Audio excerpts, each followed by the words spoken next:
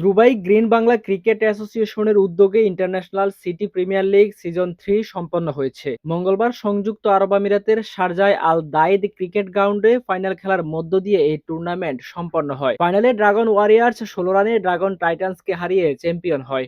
অনুষ্ঠানে প্রধান অতিথি হিসেবে উপস্থিত ছিলেন চট্টগ্রাম উন্নয়ন পরিষদের সভাপতি আলহাজ ইয়াকুব সৈনিক। আমাদের অনুষ্ঠান ফাইনাল খেলায় ম্যান অব দ্য ম্যাচ নির্বাচিত হয় ড্রাগন ওয়ারিয়ার্সের Kazi Mohammad Rifat. Man of the tournament নির্বাচিত হয় ড্রাগন টাইটান্সের আলবি। প্রতি ম্যাচে একাধিক উইকেট শিকার করে সেরা বোলার নির্বাচিত হয়েছে ড্রাগন ওয়ারিয়ার্সের সাজিদ। 6টি টিম নিয়ে গঠিত এই টুর্নামেন্ট গত 1 মাস পূর্বে মাঠে গড়ায়। ফাইনালে পুরস্কার বিতরণী অনুষ্ঠানে টুর্নামেন্টে অংশগ্রহণ করায় সবকটি দলকে পুরস্কৃত করা হয়।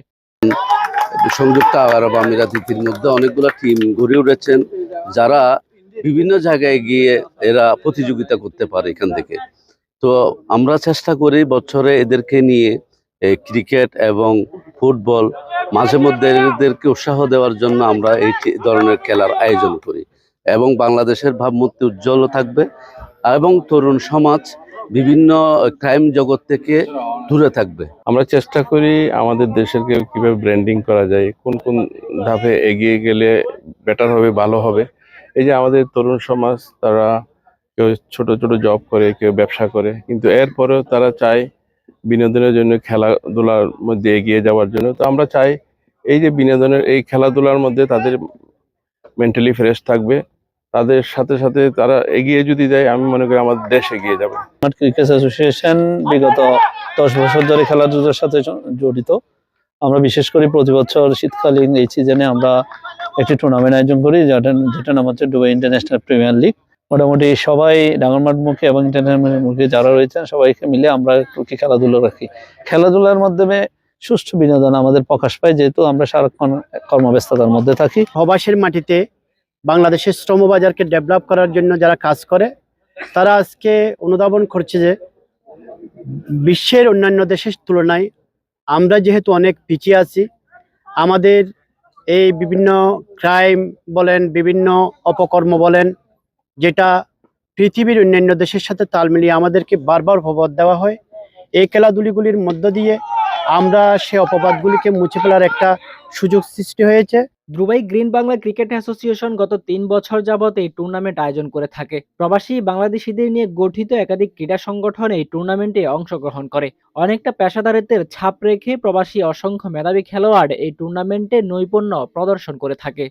অবশ্যই খেলার অনেক সুযোগ সুবিধা রয়েছে, তো অপরচুনিটি পেলে তারপর চেষ্টা করবো আর কি। এখন আলহামদুলিল্লাহ সবাই মিনিমাম আমরা এই টুর্নামেন্টে 6টা দল করে মিনিমাম 72 পিপল এখানে আমরা অংশগ্রহণ করছি। তো ইনশাল্লাহ নেক্সট টুর্নামেন্টে নেক্সট চতুর্থ রাউন্ডে আমরা আরো বেশি টিম ছাড়ার জন্য অনুগত থাকবো, এবং আমরা আশা করি ইনশাল্লাহ ভালো কিছু হবে। আমরা আসলে বাংলাদেশ কমিউনিটি ব্যক্তিত্বে যারা ব্যবসায়ীবৃন্দ আছে, সবার সহযোগিতায় আমরা এই খেলাটা আয়োজন করি। এই খেলাটা আয়োজনের মাধ্যমে আমরা বাংলাদেশকে বহির্বিশ্বের কাছে আমরা একটা উজ্জ্বল দৃষ্টান্ত হিসেবে স্থাপন করতে চাই। কাজের মধ্যে এরা এরকম যদি চর্চা করে, তাই ইনশাআল্লাহ বাংলাদেশে গিয়ে ট্রাই করলে ওনারা ইন্টারন্যাশনাল টিমে সুযোগ পাবে বলে আমি আশা রাখি।